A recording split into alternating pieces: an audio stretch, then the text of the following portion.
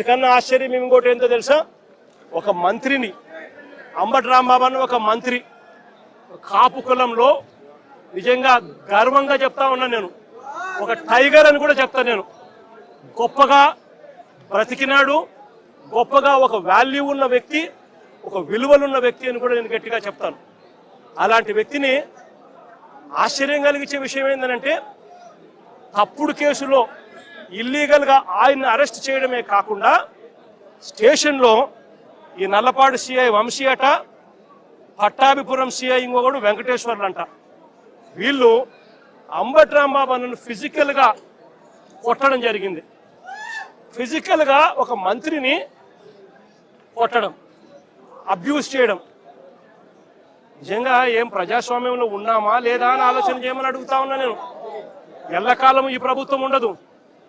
దాదాపుగా 200 మంది సిఐలు, ఎస్ఐలు, డిఎస్పీలు ఇటువంటి వాళ్ళు విఆర్లో ఉన్నారు.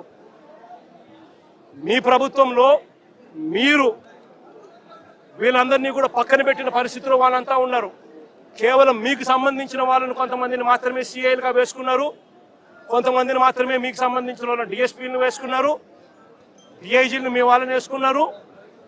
ఎస్పీలు గత్యంతరం లేక మీకు ఊడిగం కాస్తా ఉన్నారు. బీహార్లో ఏం జరుగుతా ఉందో నాకు తెలియదు, కానీ ఇక్కడ జంగల్ రాజ్యం, జంగల్ రాజును మీరు సృష్టించి నడిపిస్తా ఉన్నారు. కానీ నేను అందరికీ కూడా ఒకటే చెప్తా ఉన్నా, ఎల్లకాలం ఇదే మాదిరిగానే జరగదు. 2 ఏళ్ళు కన్ను మూసుకుంటే అయిపోయింది, మరో 3 ఏళ్ళు కూడా కన్ను మూసుకుని కన్ను తెరిచేసరికి మరో 3 ఏళ్ళు కూడా అయిపోతుంది. ఆ తర్వాత వచ్చేది మాత్రం మా ప్రభుత్వం అని చెప్పి కూడా ప్రతి ఒక్కరికి కూడా ఈ సందర్భంగా కూడా చెప్తా ఉన్నా.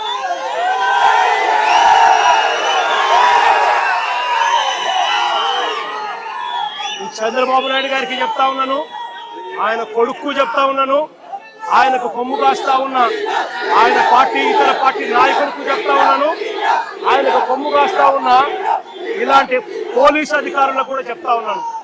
ఎల్లకాలం ఇలా అన్యాయం చేస్తా ఉంటే మాత్రం ఎప్పుడు కూడా దేవుడు చూస్తూ ఊరుకోవడానికి మాత్రం గుర్తుపెట్టుకోండి. ఖచ్చితంగా మీకు మొట్టికాయలు పడతాయి. రేపు పొద్దున మా ప్రభుత్వం వచ్చిన తర్వాత వీటి అన్నిటి మీద కూడా ఎంక్వైరీలు వేస్తాము, వడ్డీతో సహా చెల్లిస్తారు అని కూడా ఈ సందర్భంగా అందరికీ కూడా చెప్తా ఉన్నాం.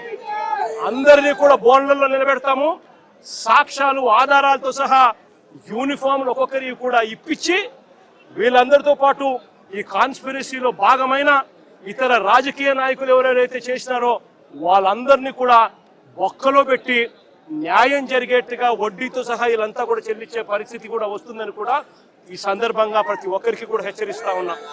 జరుగుతూ ఉన్నది విషపూరిత విత్తనాలు నాటుతా ఉన్నారు. దయచేసి ఈ విషపూరిత విత్తనాలు నాటడం ఇప్పటికైనా ఆపండి. ఇది గన ఆపకపోతే గన రేపొద్దున ఈ విషపూరిత విత్తనాలు మీరొక్కరికే మీకు మాత్రమే వర్తిస్తాయని అనుకోవకండి. ఈరోజు వైఎస్ఆర్సీపీకి సంబంధించిన ప్రతి గ్రామ స్థాయిలో కూడా ప్రతి కార్యకర్త కూడా దెబ్బతినున్నాడు, ప్రతి నాయకుడు దెబ్బతినున్నాడు. మీరు చేస్తా ఉన్న అన్యాయానికి వీళ్ళంతా కూడా దెబ్బతిని ఉన్నారు. వీళ్ళంతా రేపొద్దున మా ప్రభుత్వం వచ్చినప్పుడు వీళ్ళంతా కూడా మీ విషపూరిత విత్తనాలు ఆ రోజు పెద్ద చెట్లు అయినప్పుడు వీళ్ళు కన్నా స్పందించే తీరు స్పందిస్తున్నప్పుడు మీకేం జరుగుతుంది అని కూడా ఆలోచన చేసుకోమని చెప్పి చంద్రబాబు నాయుడు గారిని గట్టిగా హెచ్చరిస్తా ఉన్నా. ఇప్పటికైనా బుద్ధి జ్ఞానం తెచ్చుకోండి, దేవుడు అంటే భయము భక్తి తెచ్చుకోండి. దేవుడు అంటే భయము భక్తితో బుద్ధి జ్ఞానంతో మంచి పరిపాలన ఇచ్చి ప్రజలకు మేలు చేసి వాళ్ళ గుండెల్లో స్థానం సంపాదించుకునే కార్యక్రమం చంద్రబాబు నాయుడు గారు చేయాలి. చేతనైతే సూపర్ 6లు, సూపర్ 7లు ఇటువంటి అన్ని కూడా అబద్ధాలు చెప్పకుండా, మోసం చేయకుండా ప్రజలకు మంచి చేసి ఇచ్చే కార్యక్రమం చేయండి. మీ పుణ్యాన అని చెప్పి నిర్వీర్యమైపోయిన స్కూళ్లను బాగు చేయండి. ఫీజు రీయింబర్స్మెంట్ బకాయిలు 8 క్వార్టర్లు పిల్లలకి ఇంతవరకు ఇలా పిల్లలు చదువులు మానేస్తా ఉన్నారు. వాళ్ళ పరిస్థితి గమనించి వాళ్ళ చదువులను ఆదుకునే కార్యక్రమం చేయండి. ఆరోగ్యశ్రీ హాస్పిటల్స్ మూసేస్తా ఉన్నారు. పేదవాడికి వైద్యం అందని పరిస్థితిలో పేదవాడు ఉన్నాడు. ఆ ఆరోగ్యశ్రీ నెట్వర్క్ హాస్పిటల్కి ఇవ్వాల్సిన బకాయిలు క్లియర్ చేసి ఆ నెట్వర్క్ హాస్పిటల్ నిలబెట్టి మళ్ళా పేదవాడికి ఉచితంగా వైద్యం అందించే కార్యక్రమం చేయండి.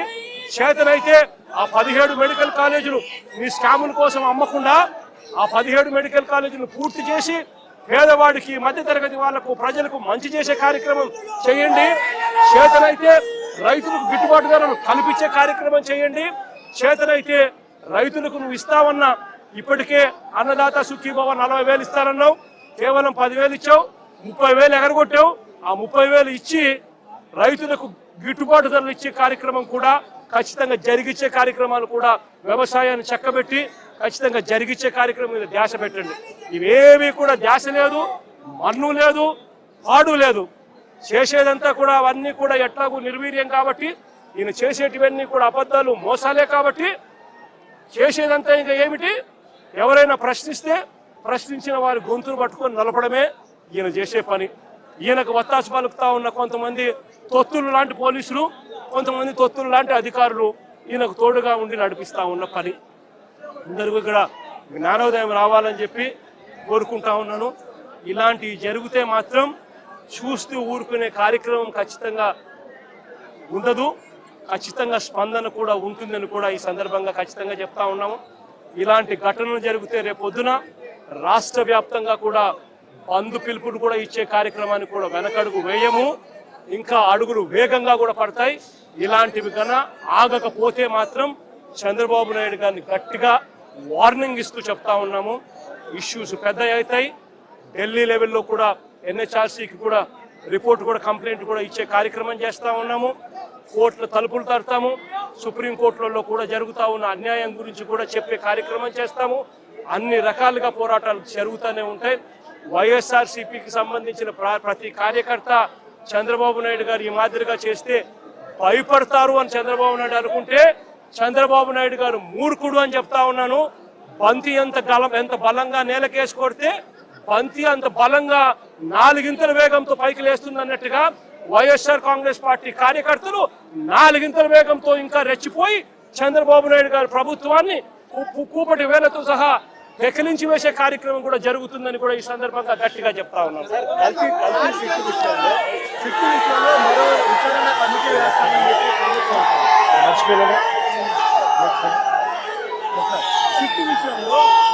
సుప్రీంకోర్టు ఇచ్చిన కల్తీ సిట్టు విషయంలో మరో కమిటీ కూడా వేస్తామని చెప్పి చంద్రబాబు నాయుడు గారు అనే వ్యక్తి ఎలాంటి దుర్మార్గుడు, ఎలాంటి రాక్షసుడు అని అంటే తాను అబద్ధం చెప్పాడు అని, మోసం చేశాడు అని ప్రజలకంతా తెలిసిపోయింది. సిబిఐ స్వయంగా ఛార్జ్ షీట్లో వాళ్ళు వేసిన సిబిఐ వేసిన ఛార్జ్ షీటే అది చెప్తుంది. ఎటువంటి ఛార్జ్ షీట్లో వీళ్ళు ఎవరి పేర్లు పెట్టకపోవడము, ఎవరిని అరెస్ట్ చేయకపోవడము, అదే మాదిరిగానే ఎన్డీడీబీ రిపోర్ట్లు, ఎన్డీఆర్ఐ రిపోర్ట్లు కూడా చంద్రబాబు నాయుడు గారు అనే వ్యక్తి చెప్పింది తప్పుడు ప్రచారము, తప్పులు అని చెప్పి కూడా ఏకంగా రిపోర్ట్లు కూడా వాళ్ళు ఇచ్చి ఆ రిపోర్ట్లు కూడా ఏకంగా సిబిఐ ఛార్జ్ షీట్లో కూడా పెట్టిన నేపథ్యంలో చంద్రబాబు నాయుడు గారు చేసిన తప్పులు రాష్ట్ర ప్రజలందరికీ కూడా తెలిసిపోయిన నేపథ్యంలో చంద్రబాబు నాయుడు గారు గోబెల్స్ ప్రచారంలో భాగంగా అబద్ధాలకు పదును పెడుతూ ఏకంగా ఇప్పుడు ఆయన ఇంకొక కమిటీ వేస్తారట.